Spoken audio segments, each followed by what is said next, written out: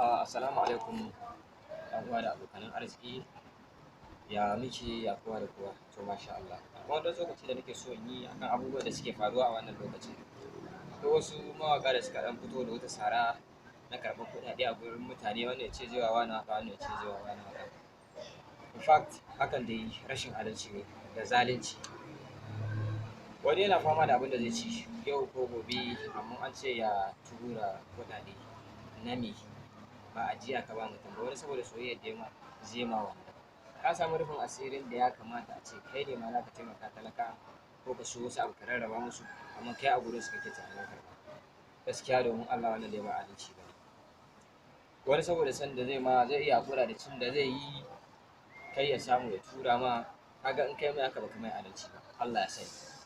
Ya kamata a ce mawaƙa ku shiga taitayi ku san menene abin da ya kamata. Akwai ɗaya daga cikin mawaƙan da ya yi wani ƙoƙari, ya ce shi zai wa nashi gwanin waƙa kyauta. To abin da ya kamata kenan, daman waye zai biya ka in ba kai? Wanda kawai ya biya ka, amma talaka me nashi a ciki? Yau yana fama da ci yau da na gobe, amma kai ka ce wai ya tura ma kuɗi. Wallahi wani zai tura ko da ranar zai iya kasa ci. Sannan akwai wanda suka yi almubazzaranci